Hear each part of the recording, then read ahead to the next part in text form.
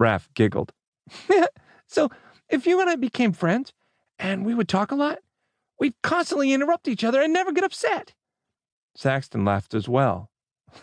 That sounds about right, and I'd like that. Raph's face grew serious. I'd like that too. I don't have a lot of friends. I have Reese, who's my very best friend in the whole world, but he's more like a daddy to me than a normal friend, if that makes sense. And I don't have any friends who are a little like me. His face had grown sad, and Saxton was struck by Raph's statement because it so exactly mirrored his own feelings and experiences. I don't have friends either. I have my Daddy Gale, and I think we're friends as well. And he's also my daddy, but it's different. Raph cocked his head. So why don't you have any friends? You seem really nice. Do you have something like ADHD too? Saxton thought his direct approach was refreshing. No, I've never been good at making friends. My whole life I've been an outsider, and I don't know how to change that. Raph studied him thoughtfully for a few more seconds. I think we'll be good friends. We're both littles, and if you're different from everybody else as well, you'll understand me better. Saxton had been looking forward to this playdate, fantasizing about who he would meet.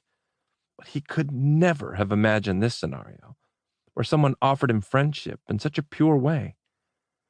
I'd really like to be your friend. They smiled at each other, then turned their attention back to the track. I think we need another bridge, Raph said, his voice a little higher pitched than before. Saxton studied their setup, sinking back into little headspace as well. We could do it here. He pointed at a long stretch without any twists and turns. If we build it really high, the train will go so fast that it might jump the tracks in the corner. That would be fun. Raph clapped his hands together in delight. Oh, we should try that. I'd love to see if we can make it go fast enough for that. With the tip of his tongue peeping out of his lips, Saxton selected the right track pieces for a giant bridge and handed them one by one to Raph, who put them in the right place.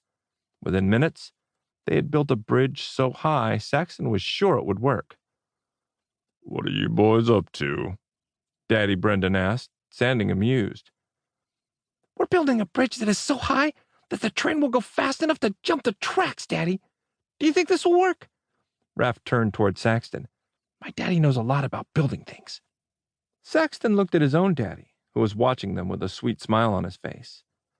I don't think my daddy knows a lot about building, but he's really smart, and he takes good care of me. He's a nurse. Raph's eyes widened. A nurse? That's so cool!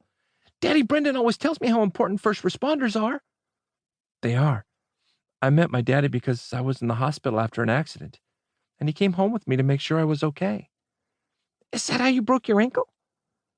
Yes, my ankle was broken really bad, and I had to have surgery. You could see a bit of the bone sticking out. It was, ugh. He shivered. It hurt something awful. I sprained my wrist as well, but now it's okay. I had a cast, but they took it off this morning. Daddy promised me that if I was good enough, and the pictures they took looked good, I could come to this playdate tonight. I'm really glad it doesn't hurt anymore, and it's so cool your daddy let you come tonight. This is my first playdate at the club, so I'm happy I made a friend. I'm happy too,